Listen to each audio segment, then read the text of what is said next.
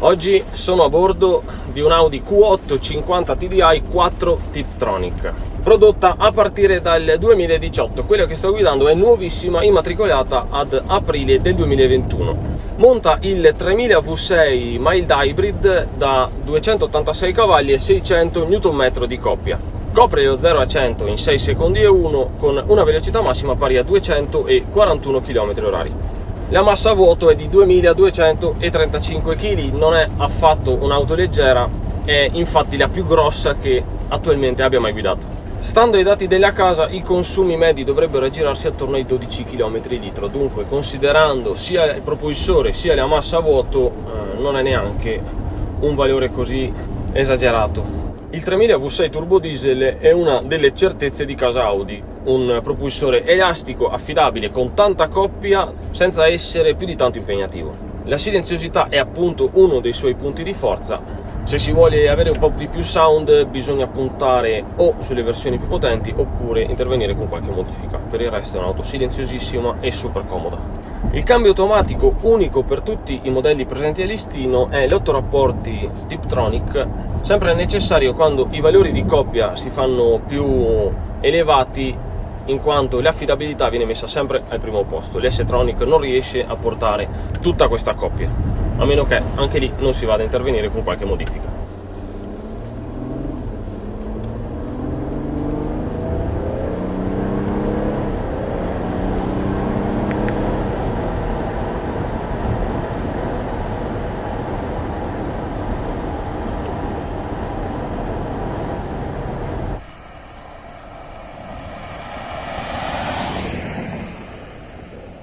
L'unico neo che sto riscontrando è appunto l'elevato peso che la ostacola un po' nel movimento nei primi giri motore. Spostarla, muoverla dalla posizione di partenza non è facile, il peso è tanto, quindi più che un ritardo o un problema circa il cambio è più un problema di propulsore. Il V6 fa fatica ai bassi, però una volta che è riuscito a spostare l'auto, la progressione grazie al Tiptronic è eccezionale. La trazione disponibile per tutte le versioni è l'integrale 4.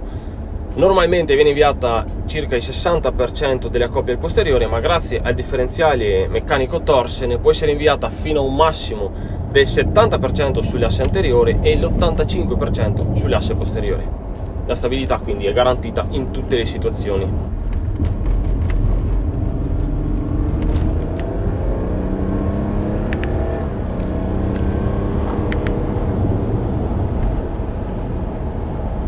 Anche il bilanciamento dei pesi è ottimo, nei cambi di direzione non soffre così tanto ed è una cosa incredibile perché è uno dei SUV veramente più grossi a listino Audi e non solo.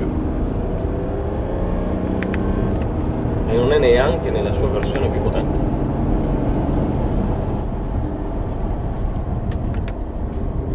Anche la frenata è buona e fermare un bestione del genere ce ne vuole. Anche su questo modello è presente l'escamotage della componente ibrida, praticamente è una MEV, dunque mild hybrid, non ha un motore vero e proprio che consenta lo spostamento in full electric, ma una batteria aggiuntiva 48 volt che recupera l'energia e la dovrebbe aiutare nello spostamento nei primi Nm di coppia. Consente anche il veleggio, l'auto riesce a ridurre quindi i consumi e, come già accorso nell'SQ5 che ho avuto modo di provare e portare sul canale, quella trovata consente anche di non avere la tassa di possesso per i primi 3 anni.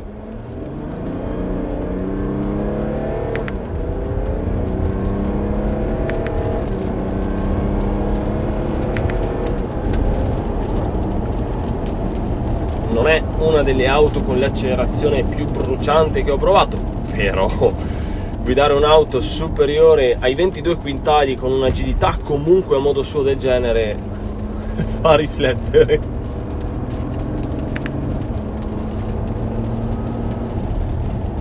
L'Audi Q8 nasce dall'esigenza della casa dei quattro anelli di inserirsi nel segmento delle SUV coupé, fino a quel momento dominato praticamente dalla BMW X6 e dalla Mercedes-Benz GLE Coupé. Venne presentata a gennaio del 2017 sotto forma di concept al Salone di Detroit e viene realizzata sulla nuovissima piattaforma MLB Evo, la stessa condivisa, per fare un esempio, con la Lamborghini Urus e la Bentley Bentayga.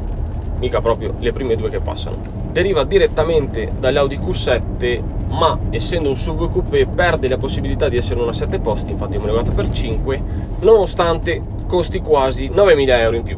I propulsori disponibili per questo modello sono i seguenti: si parte dal diesel con il 3000 TDI da 231 o 286 cavalli come nel caso di questa, per poi passare ai benzina sempre 3000 TFSI da 340 cavalli ed il 4000 V8 sempre TFSI che equipaggia l'SQ8 con potenze che arrivano a quota 507 cavalli fino alla quota 600 cavalli per la RSQ8, è appunto la più grossa a listino.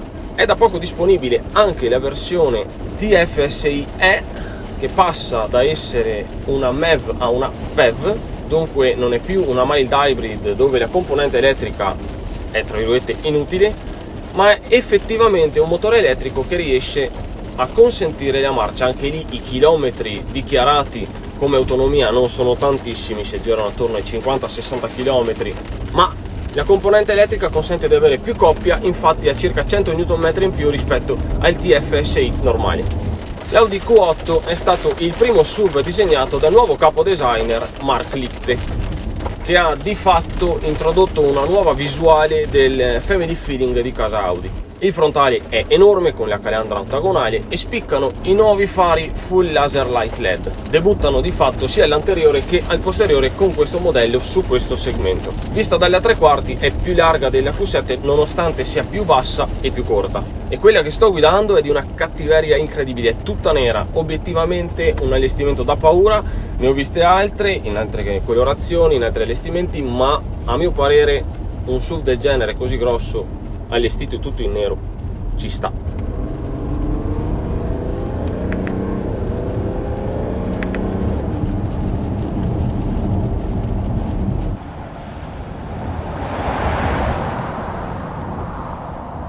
I SUV possono anche non piacere, ma in quanto a comfort e comodità credo sia assolutamente da riferimento un modello del genere. Internamente è spaziosissima sia davanti che dietro, nonostante il tetto spiovente al posteriore ci si sta fino ai 2 metri di altezza più o meno.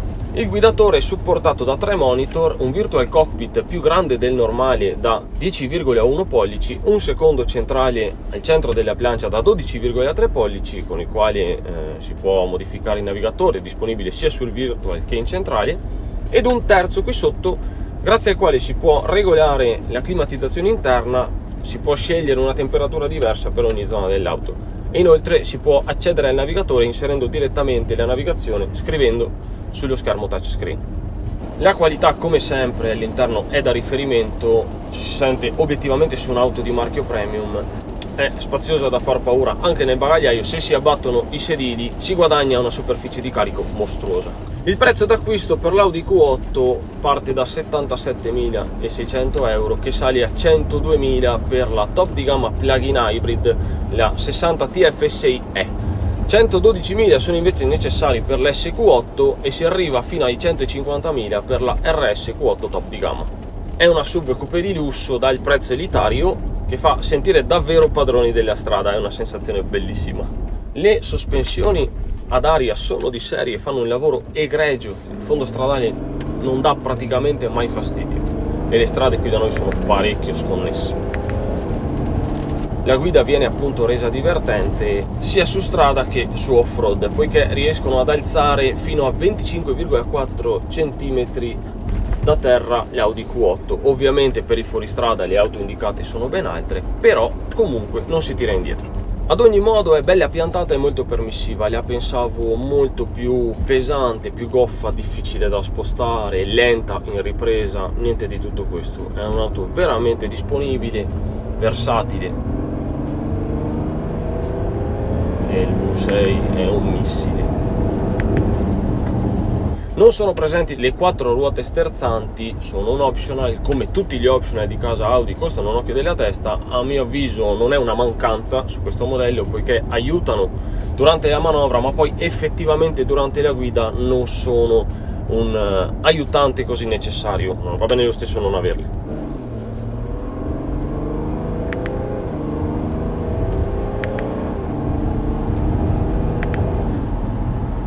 Oggi la giornata non è delle migliori, il fondo stradale è un po' bagnato, ma grazie alla trazione 4 sinceramente non ci se ne accorge nemmeno.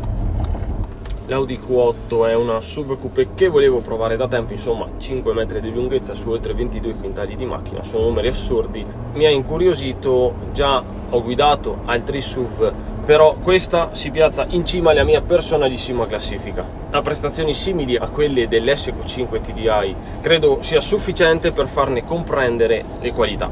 Il design è di quelli che convincono, a carattere è senza dubbio il mio SUV preferito. Me l'immaginavo enorme, capace di trasmettere quel senso di sicurezza infinito che solo la guida rialzata sa ispirare, il tutto condito dalla qualità dei 4 anelli, ed è esattamente così.